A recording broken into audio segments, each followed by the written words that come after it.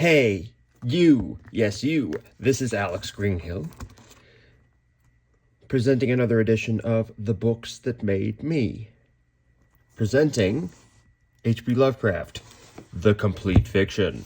This is a Barnes & Noble matted leather edition of the corpus of his work, excluding his ghostwritten work, because back then, and for most of his life, he was strapped for cash. So he would ghostwrite horror stories and fix up other people's stories when his work wasn't selling. And he basically was one of the best things to come out of the Pulp Fiction era, apart from your Dashiell Hammetts and your Robert E. Howards.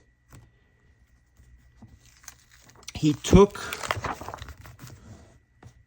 basic horror tropes and basically stripped away everything that was normal at the time and created a whole universe into and of itself where, like, nihilism is the norm, the closest thing to gods don't care about humanity or just don't even know we're there.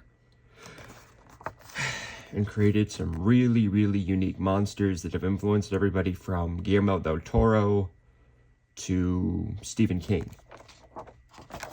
And this is a really, really cool edition, I believe from 2008. I could be wrong. Oh, yes, I am correct. 2008.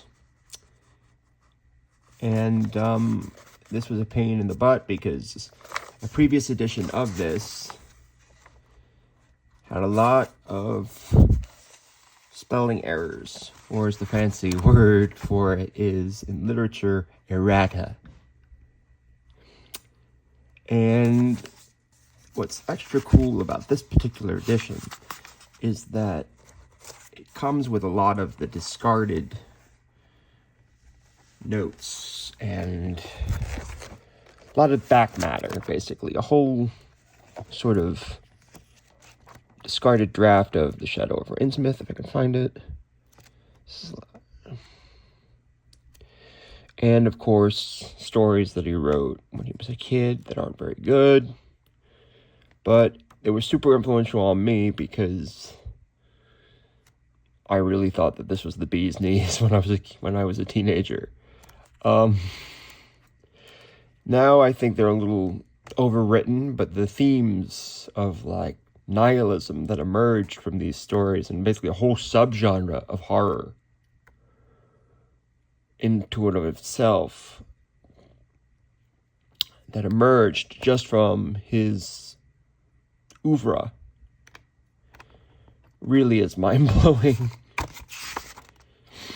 And interestingly, you know that this is a well-worn book because there wasn't about the author page, but it has now been lost to time.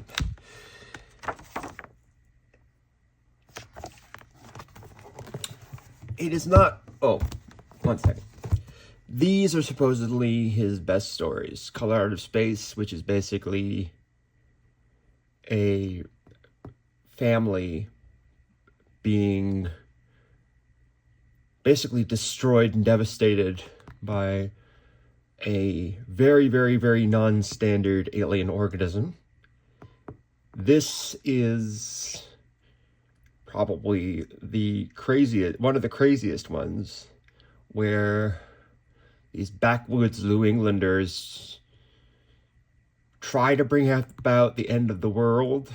And this one, At the Mountains of Madness, awesome title, is about a pre-human city being discovered in Antarctica and basically influenced everything from Alien to, once again, Guillermo del Toro's work. He's actually been trying to make a At the Mountains of Madness movie for years, but because of things like the fact that it is very, very much a non-standard movie plot, in the sense that there's no love interest, there's no female characters at all, and the monsters are super, super weird and probably unfilmable.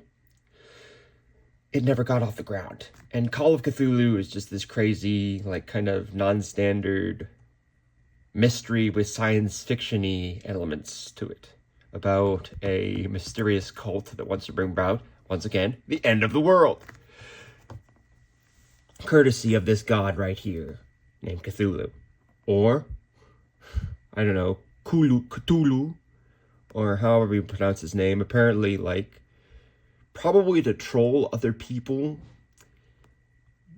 HP Lovecraft himself actually tried to explain that there's no proper way to really pronounce Cthulhu, because human vocal organs, as he put it, aren't designed to say such a word. And the way that this influenced my work is that it's one of those authors that, H.P. Lovecraft is one of those authors that showed me that short fiction can be cool.